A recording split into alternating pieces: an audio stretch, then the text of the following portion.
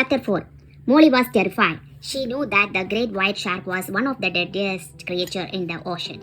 And if those red eyes were anything to go by, it was one of the dark servants as well, like the killer whale had been.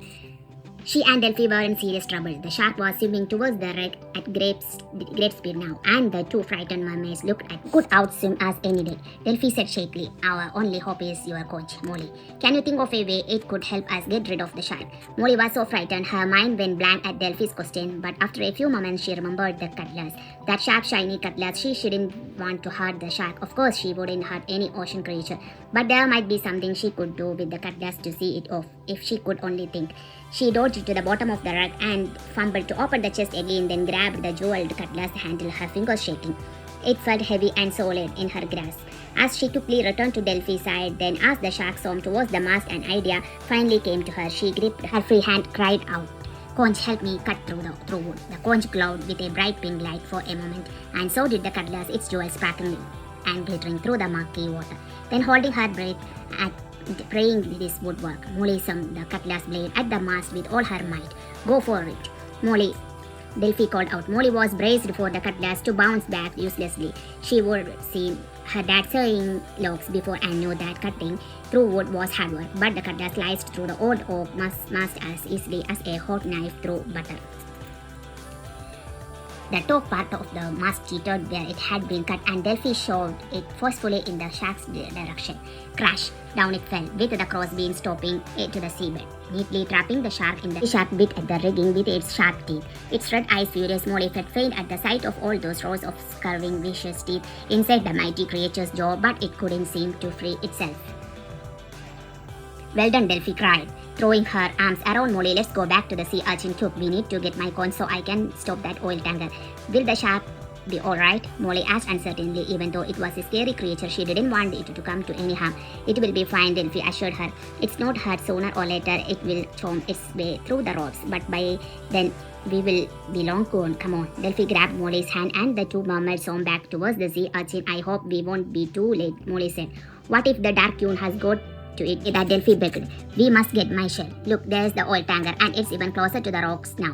Her face was pale. "If the oil is spilled, it will kill so many of our creatures, birds, fish, even dolphins and seals, by poisoning them or covering them in the sticky oil. We have got to stop it with my conch piece, Molly. We have just got to," she said desperately, swimming faster than ever. Delphi looked almost sick with worry, and Molly felt she had to take charge. "Come on, let's hurry on to the sea urchin then," she said. "And if he is still being difficult, I will just grab him off your shell. I don't care about a few spikes," she added, trying to sound brave. Really, though she was nervous. The sea urchin had such sharp-looking spines, it would be like picking up an aggressive headhorn. But she would have to do it now. However much it hurt, they had to save that oil tanker from crashing. The two mermaids reached the craggy rock where the sea urchin had made its home, and thank goodness, Delphi's shell was still visible beneath it. Molly took the silver dish from Delphi's bag and held it out temptingly to the spiky little creature. "Here you go," she said in her most coaxing voice. "Do you want to try this?" She hesitated for a moment, and Molly held her breath. "Please," she willed it in her head. "Please, just more. Go on, it's really beautiful," she urged. "I bet your spines will look extra bright on it." Still, there was no movement from the sea urchin. Was it just being obstinate? She was about to try one last time to pursue it when she suddenly saw its spines stitch, and then one by one they all began rotating, pushing the sea urchin along the rock at quite a rapid speed. Molly and Delphi exchanged hopeful glances as the sea urchin's spines rippling propelled itself off the shell and onto the silver dish. Delphi's hand hovered near the shell. "Well," she asked rather impatiently, "is that all right?" The sea urchin gave a contented sort of wriggle on the silver. "Very nice," it said in a pleased-sounding voice. "Very comfortable." Molly let her breath out in a great rush of relief. "Brilliant," she said, setting the dish down in the seabed. "And your spines do look wonderful against the silver." Delphi grinned at Molly and stretched out an arm for her conch shell. "So I will take this now. Thanks very much." "Oh, of course," the sea urchin said. "Do take it away. No half as nice as mine." She was hardly listening though.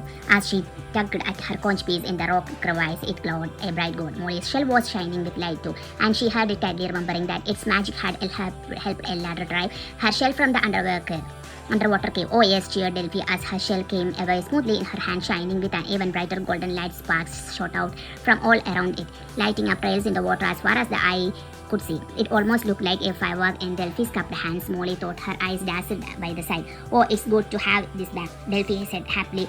She lifted it to her cheek and pressed it against her face. "And now we must use it using magic to stop the oil tanker. Come on, Molly, we need to get as close as then after her friend whose silver tail was already pushing her toward the sea like a glittering torpedo. The current isn't so strong now, Molly shouted as they saw. Delphi looked back over her shoulder with a faint smile. The magic of my conch is working properly again. And now it's back with me. She said it's made the current calmer, so it should be easier for us to get the oil tanker away from the rocks. Let's just hope we can get it in time. But as she spoke, there was a terrible sound of scrapping metal in the distance. The mermaids peered anxiously ahead to see the bottom of the oil tanker dragging against the rocks. Oh no, Elfie cried in horror. We are too late.